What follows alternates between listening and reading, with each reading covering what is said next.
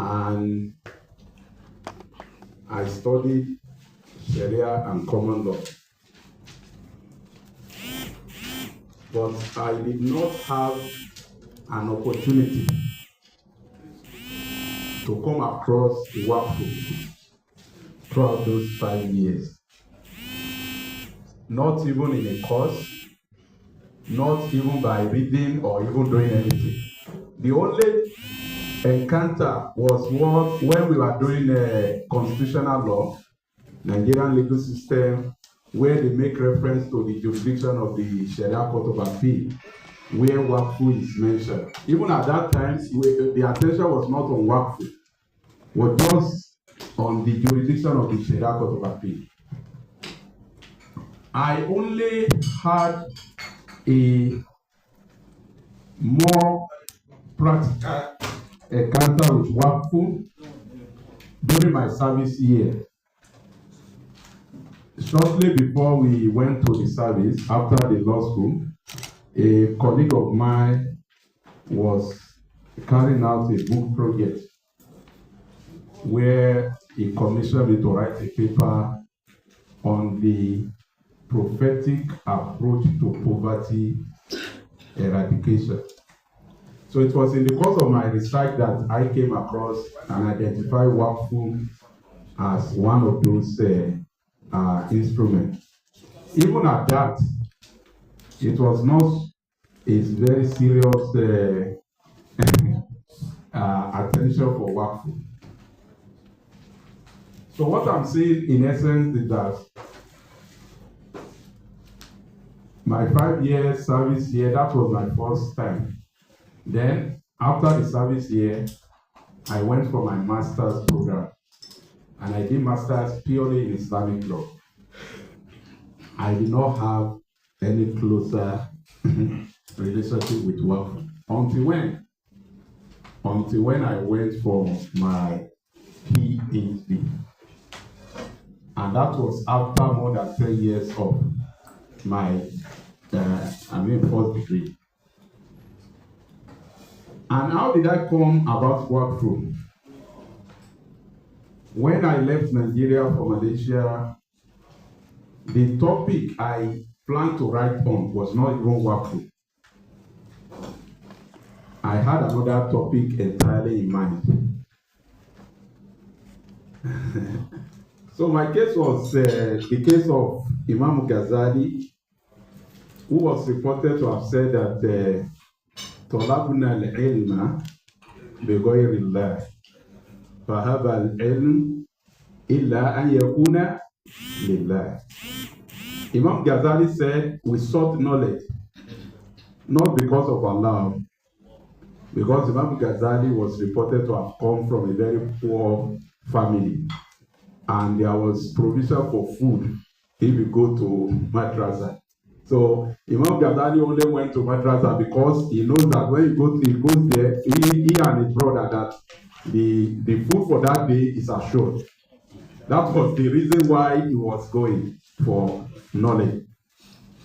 So when I got to Malaysia, I now had an information that there was a grant that they are looking for PhD researcher in law that will research in Waqf, and they will give grants.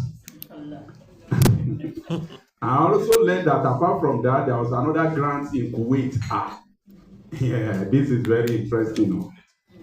Even notwithstanding that I did not have any interest, I did not have any background, so that attracted me. Student, when you are a student, anywhere money will come, you always want to. So that was what attracted me there. So I went to the lecturer that had the grant, and I went to him that they said, you have a grant for research in Waqf, whatever it is, just give me a topic, I'll be able to do it. And I said, have you done anything? No, don't worry. These grants, I'm interested. So that was my journey.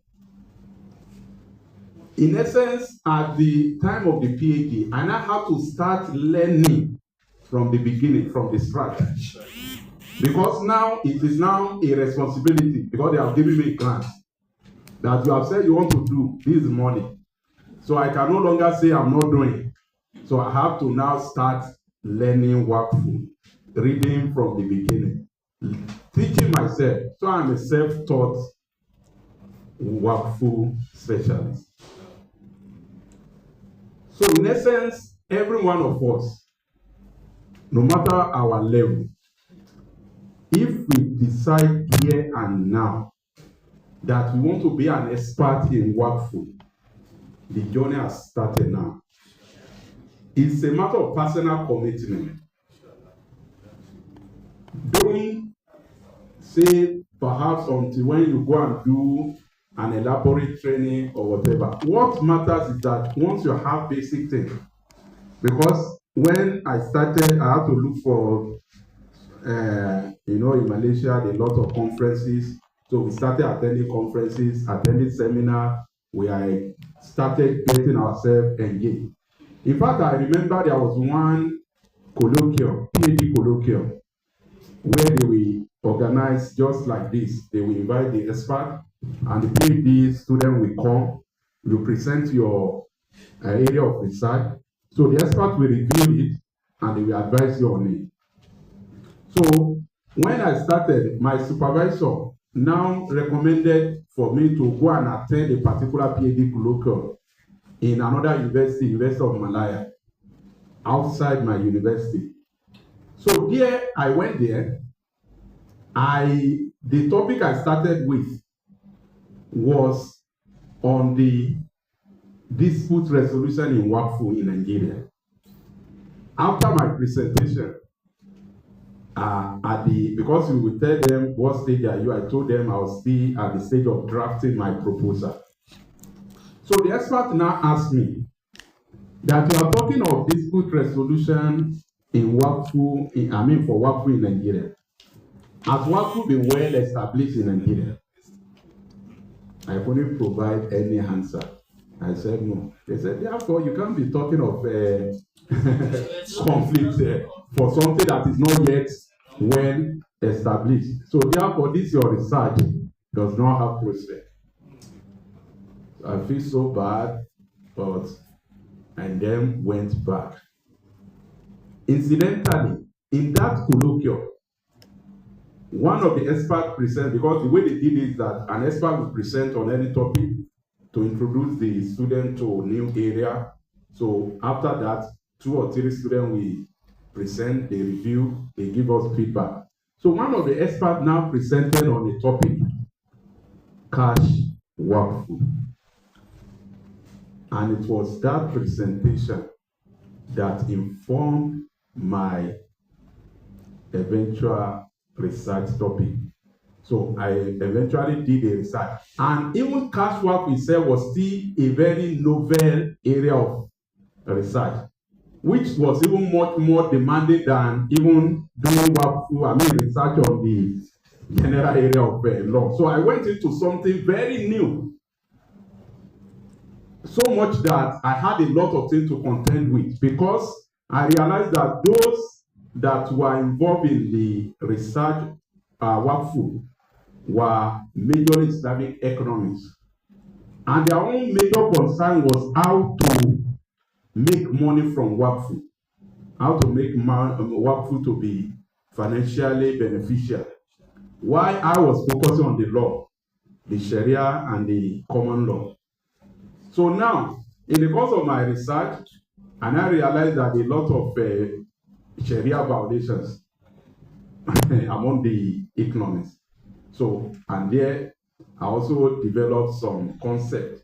In fact, my supervisor now invited one of the leading experts in cash Waqf globally, who happened to be in Malaysia, when I presented a new finding that is different from his own concept. So in the seminar, just like this, it became an argument. Incidentally, she happened to be my external examiner. So my final defense was very tough. 2 of them that came as external examiner, I proposed something faulting their own findings. And it now became a matter of like they are defending themselves and also presenting myself and all that. Until when my supervisor advised that I should just be saying yes, no tell, no tell. So what I'm saying in essence is that Waqf is something that can be self-taught. Once you have decided that you want to be an expert in Waqf. Then secondly, Waqf is knowledge-based. Anybody that will be involved in Waqf is not just a matter of I'm an Islamic scholar and we have read it in the book or whatever. If you don't dedicate your time and energy to read, you will discover that you just be reading theories. So I want to believe that by the end of our presentation, this is going to be a starting point, because like you can see, this is a Waqf master class training. So I've been using this kit to train a number of people, both within and outside Nigeria. In fact, there was somebody that attended one of our trainings from Tanzania. After the training, he chatted me up and he was very grateful that so many things he was exposed to is going to really impact on them on the way they were doing their things. So in this training, we are going to go through a number of modules, but I think we will only be able to cover one or two of the modules for this session. So if you have another time, another day, so we can continue from wherever we stop. But I want us to take note of the following points. Number one, in our journey towards becoming Waqf professionals,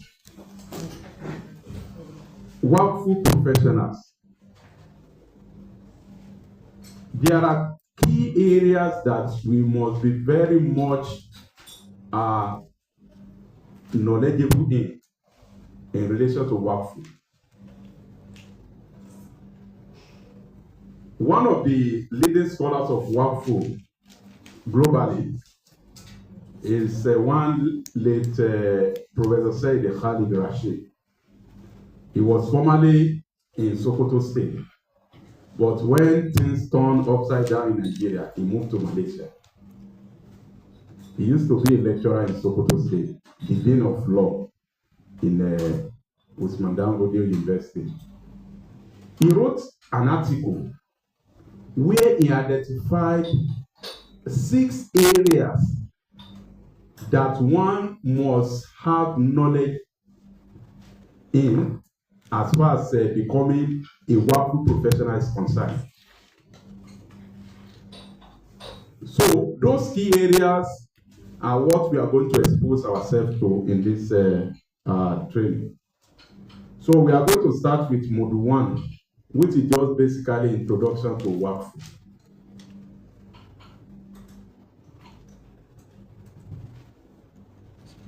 So we look at the concept and principles of Waqf.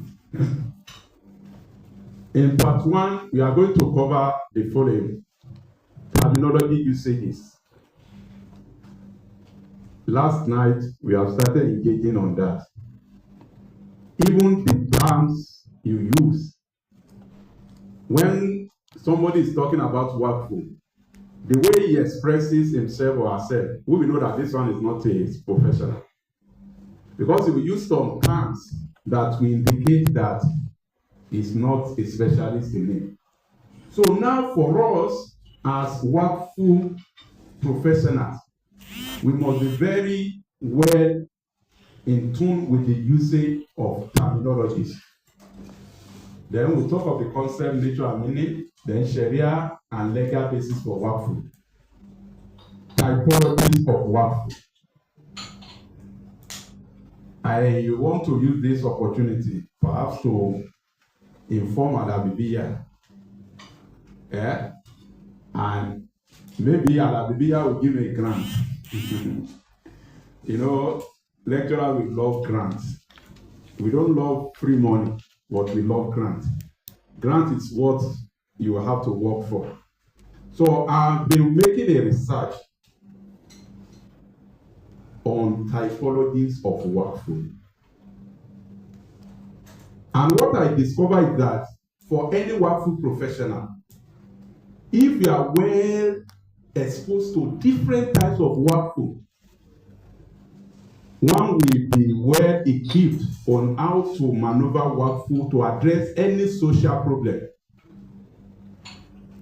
Any social problem. Like this Waqf of service that we are talking about now. At times, we may not need to say until when we have money to employ people. If people understand the Waqf of service, they can decide that, okay, I want to do Waqf of service for 1 month as a medical doctor.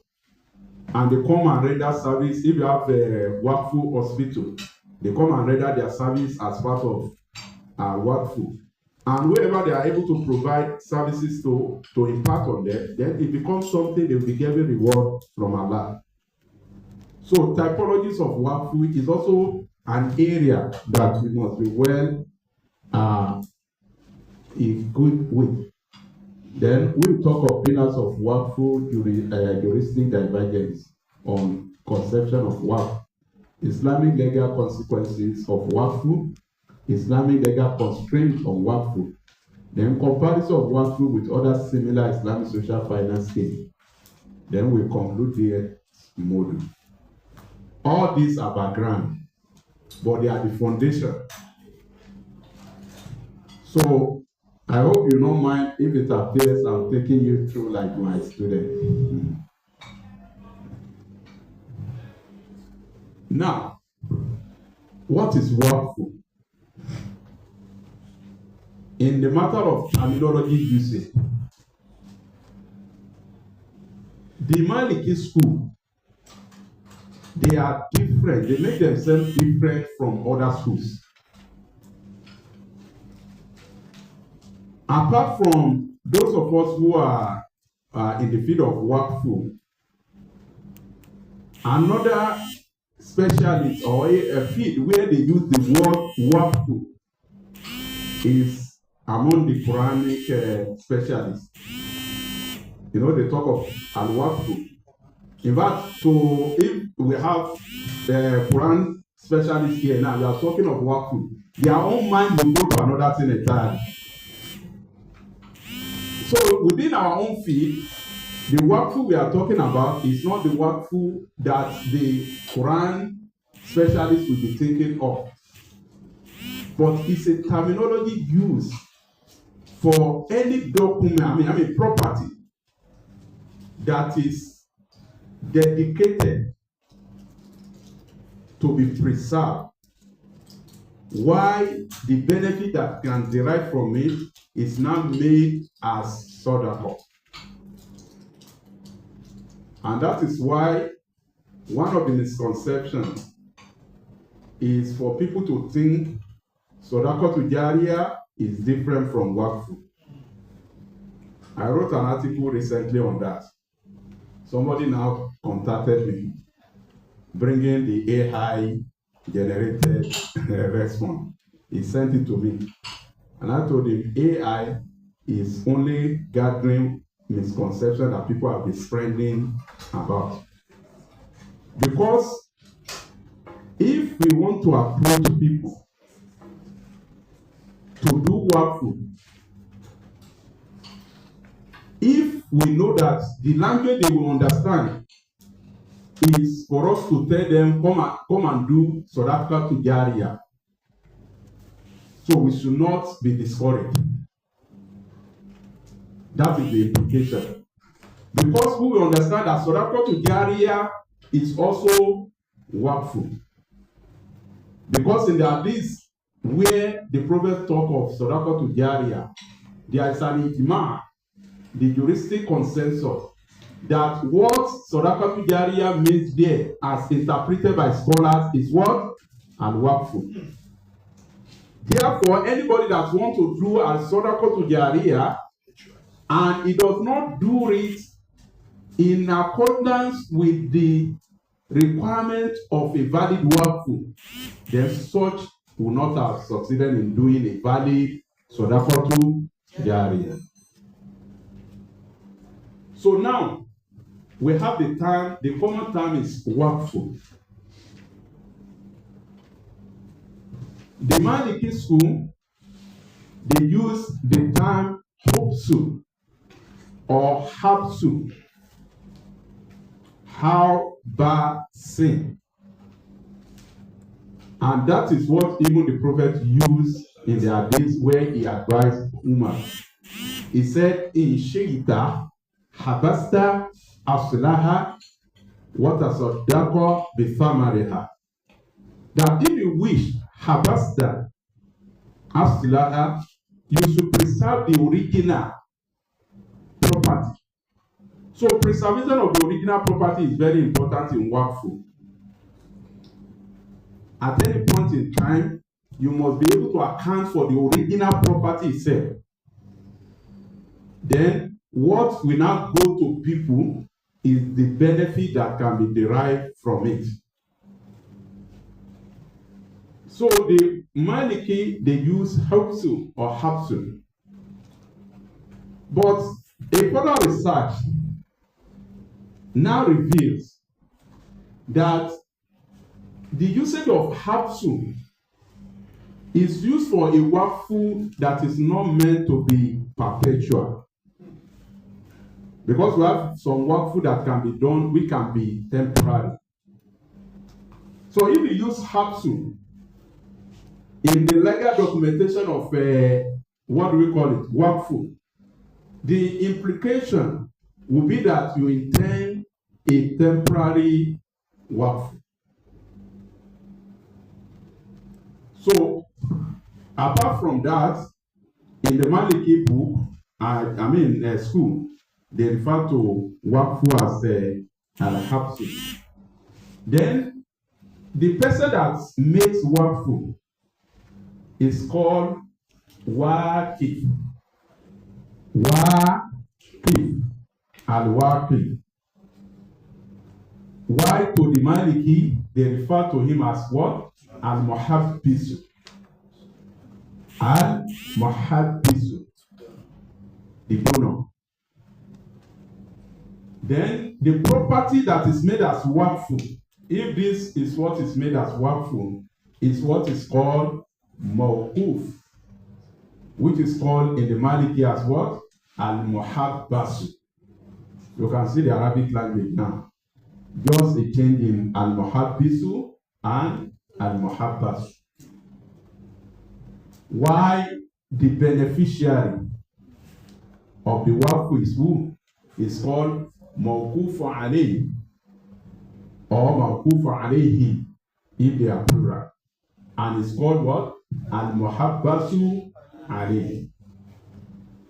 So these are the basic terminology which we should, because if we want to be discussing among ourselves as a professional, we'll not be saying beneficiary, all this and all that. So henceforth, we'll be talking of Waqif, Mawquf, and what? Mawquf alayhi. And I hope that will not be strange to us. Yes, this is one of the areas of problem. English translation of Waqf. Is Waqf an endowment?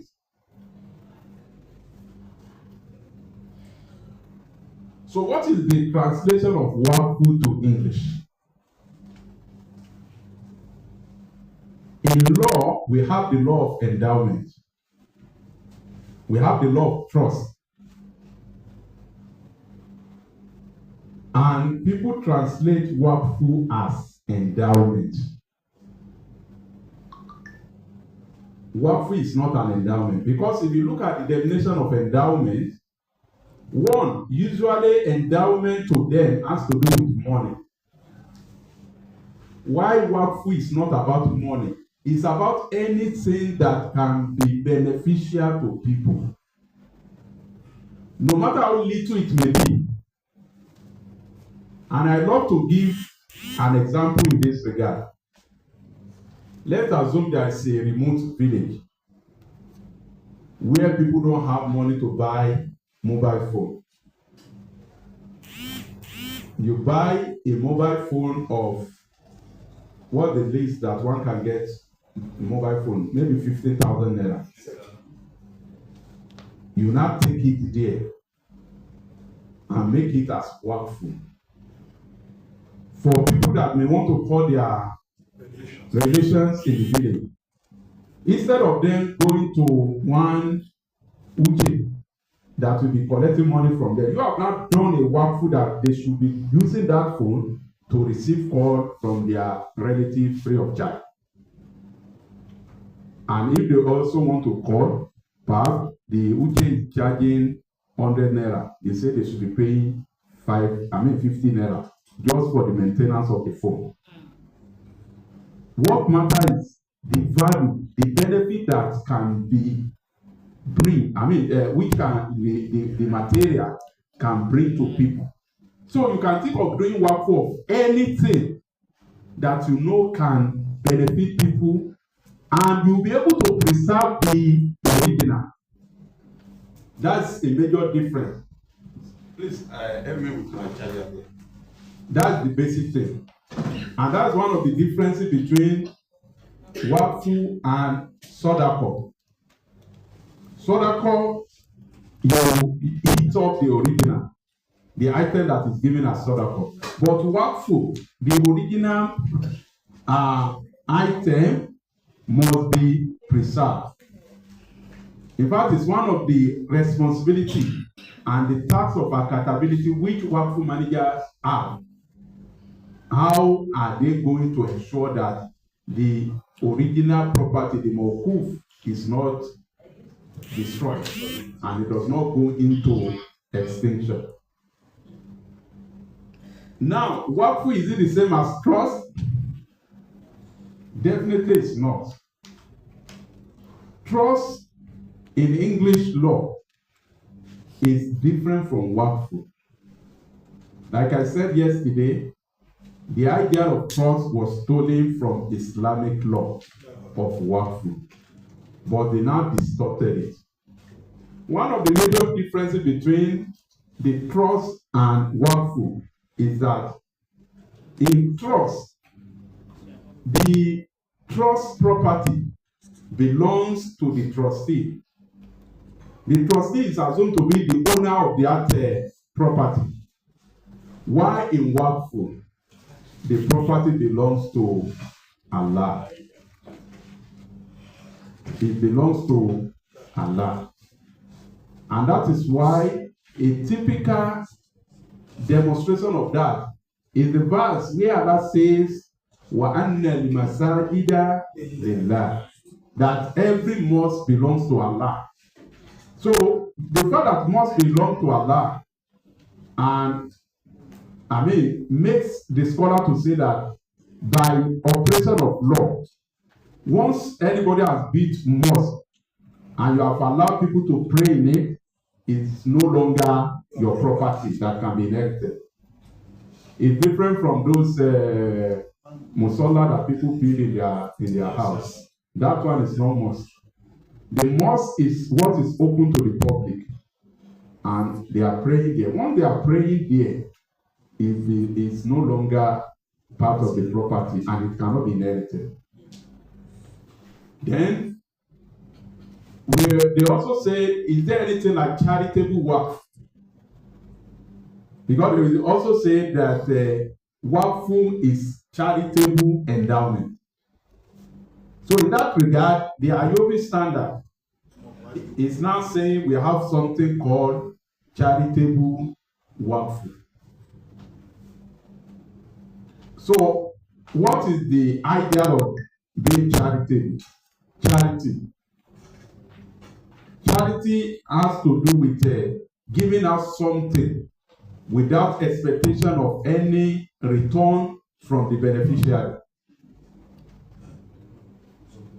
So, if that is the idea of charity, but more importantly, another major feature of Waqf is that Waqf is done liwajihillah. Waqf is done what? Liwajidillah.